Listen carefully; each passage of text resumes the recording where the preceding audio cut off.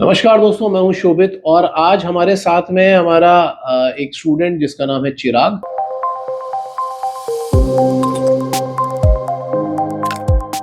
और इसका सिलेक्शन हुआ है सिनर्जी में। बट पहले एक ब्रीफ इंट्रोडक्शन चिराग, कि तुम्हारा नाम क्या है, तुम कहाँ से हो, रैंक क्या है और कहाँ कहाँ पे सिलेक्शन मिला हुआ है, ये एक basic.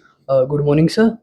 My name is Chirag Galawat. I am from Jajjar, Haryana, and my PCM is 90, and my IMCT rank is around 13,124, and I am sponsored from Synergy, and not in final list, but I cleared interview for Great Eastern also.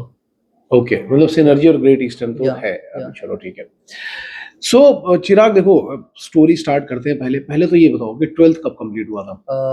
12th हुआ था मेरा sir complete 2024 में। 24 में? हाँ। तो ये तो 2 साल का गैप हो गया। हाँ जी सर। तो 2 साल का गैप कैसे हुआ? 2024 में मतलब मैं इतना अवेयर नहीं था इस एग्ज़ाम के बारे में, तो जैसे कि मेरे को यूट्यूब वगैरह से और इसके बारे में पता चला, तो मैं एक अकेडमी में गया था वहाँ पे। देहरादून की एक बहुत बड़ी अकेडमी है। अच्छा। तो मैं वहाँ पे गया, लेकिन वहाँ का फूड पॉइज़निंग के कारण मेरे को मतलब वहाँ पे सर्वाइव नहीं कर पाया। लास्ट ईयर का हाँ। फूड पॉइजनिंग का केस हाँ। काफी फेमस हुआ था। तो वहाँ पे मैं सर्वाइव नहीं कर पाया, तो इसके कारण मैं वहाँ से आ गया था ठीक है। मतलब फिर बाद में मैं यहाँ पे जनवरी में मेरे को पता चला कि लाइफ एक्स में ऐसे-ऐसे करके एक IPP4 बैच है, तो मेरे 2-3 जान पहचान के थे जो लास्ट टाइम यहाँ से थे, जैसे कि स्पॉन्सर्ड हो चुके हैं वो भी।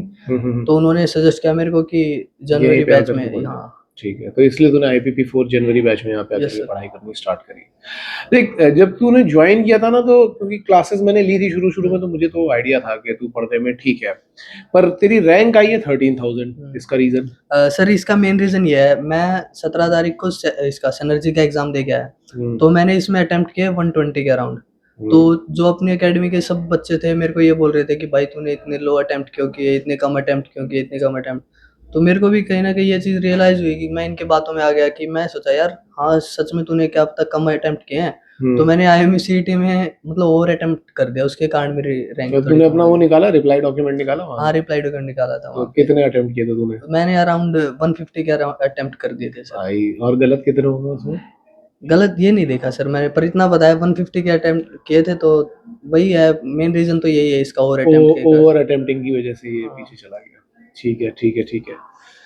अच्छा, अब जैसे तेरा 2024 था, 12th हो गया, कोचिंग गया, वहां पे फूड पॉइजनिंग का केस हो गया, तो मतलब तूने खुद छोड़ दिया था कि उन्होंने ही बोल दिया था कि इससे? जैसे कि सर मैं जब वहाँ से मतलब 1 हफ्ते मैं वहाँ पे रहा था, तो उन्होंने फीस वगैरह भी काटी थी कुछ 20-30 हज़ार करके। तो मेरे पापा और मेरे एक अंकल मेरे को लेने आए वहाँ पे।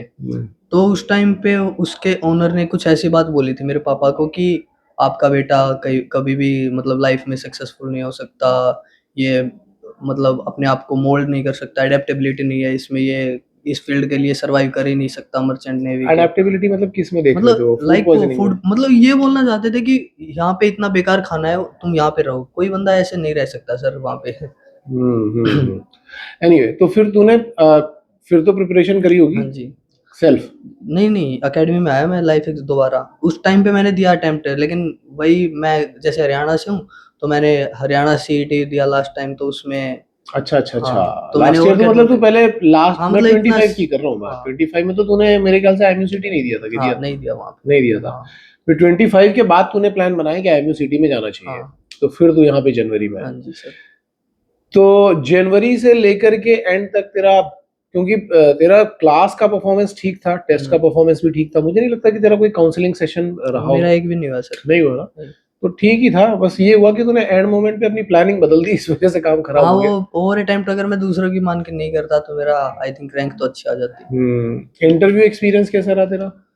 आपके साथ तो मेरा हो नहीं पाया, क्योंकि आप एक लास्ट टाइम में मतलब थोड़ा, क्योंकि मैं वैसे भी 1-2 बार घर चला गया था बीच में, हाँ। 1-2 दिन के लिए जाता है, तो मेरा मतलब आपके साथ तो हुआ नहीं, लेकिन ओवरऑल मेरे यहाँ पे इंटरव्यू हुए हैं, 30 के अराउंड तो हुए होंगे। 30 इंटरव्यू हाँ, आराम से? लास्ट के टाइम पे तो मैं अल्टरनेट करता था डेली, मतलब जब अक्षत भैया के टाइम पे तो मैं अल्टरनेट होता था मेरा। तो अच्छा खासा इंटरव्यू हाँ, तुझे अच्छा मिला खासा मतलब। इंटरव्यू। चलो, ये भी सही है।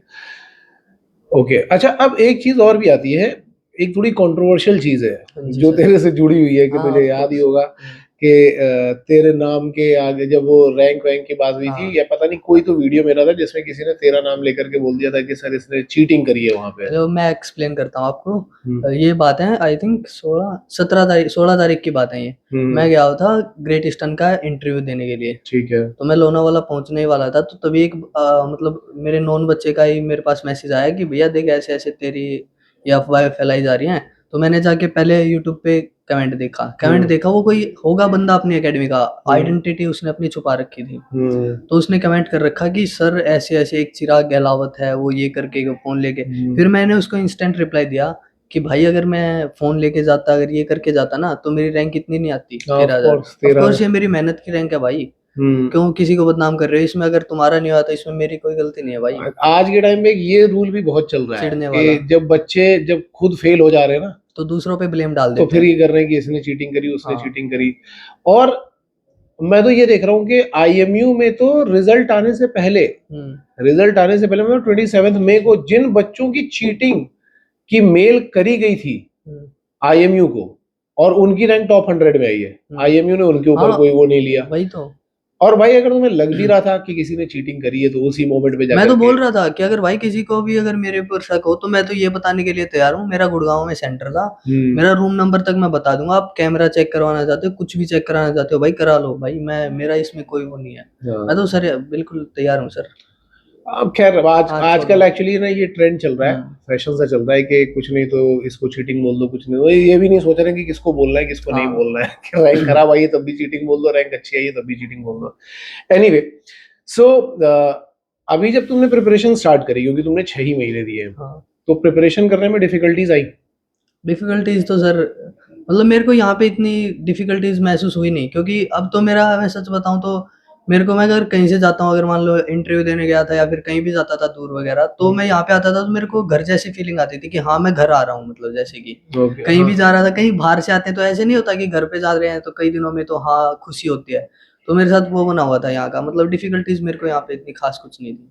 हाँ, क्योंकि तेरा क्लास में भी हाँ। अच्छा है, मतलब मैंने तो, मुझे नहीं लगता कि कभी किसी पंगे में या किसी लड़ाई नहीं, झगड़े कोई में या नहीं किसी था। कहने में कि तेरा कहीं नाम, कहीं मैंने तो नहीं सुना कि मेरी क्लास में ही परफॉर्मेंस सही थी तेरी। तो ओवरऑल तो मुझे सारी चीजें अच्छी लगी। अब अगर सपोज करके तेरे छोटे भाई हैं जिनको प्रिपरेशन करनी है, उनके लिए क्या सजेशन रहेगा तेरा? उनके लिए मेरा सजेशन यही है कि लाइफ एक्स में आना है तो बता रहा हूँ मैं, क्योंकि अदरवाइज देखो बहुत सारे इंस्टीट्यूट है, मैं उनका पता है मेरे को सब, मतलब ऐसा ही सिस्टम, लेकिन मैं यहाँ की जेन्युइनली बता रहा हूँ।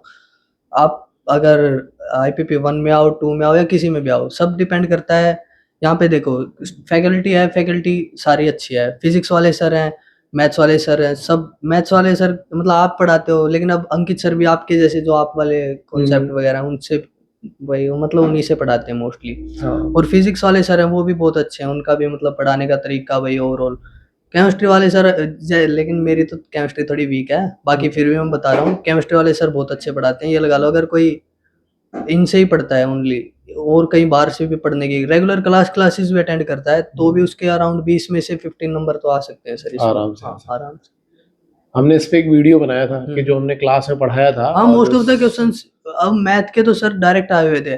मैंने एक गलती भी की, आपने बोला था कि कॉम्प्लेक्स नंबर को पढ़ के जाओ, कॉम्प्लेक्स नंबर को पढ़ के जाओ। मैंने फिर ये सोचा कि नहीं, मैं ऊपर ऊपर से पढ़ के गया, उसको ज्यादा डीप नहीं किया, क्योंकि लास्ट ईयर भी पता था मैं क्या नहीं आई, तो सोचा नहीं आई होगी। लेकिन उसमें कम से कम ये लगा लो 5 6 7 क्वेश्चन होंगे आराम से, और डायरेक्ट क्वेश्चन थे, डायरेक्ट अच्छा है, बिल्कुल बिल्कुल अपने जो पढ़ाए हुए आपने पढ़ा क्लास। बिल्कुल डायरेक्ट सर नोट्स में से। तो वो तो मैं खैर अभी वीडियो बनाया था सेकंड शिफ्ट वाले पेपर का, फर्स्ट वाले का भी बनाना फर्स्ट बाकी है वाले मेरा। में ही था मेरा। नहीं, फर्स्ट वाले का तो और भी आसान पेपर था, उसमें तो 2 4 क्वेश्चन ऐसे बोल दिए थे कि एक्स पॉजिटिव वाई पॉजिटिव बताओ कौन सा बिल्कुल क्वाड्रेंट है। डायरेक्ट क्वाड्रेंट पूछ रखे थे मेरे को। वो तो बहुत ही आसान पेपर था। हाँ, मैथ्स तो ये लगा लो बिल्कुल इजी था ओवरऑल बिल्कुल। चलो सही है।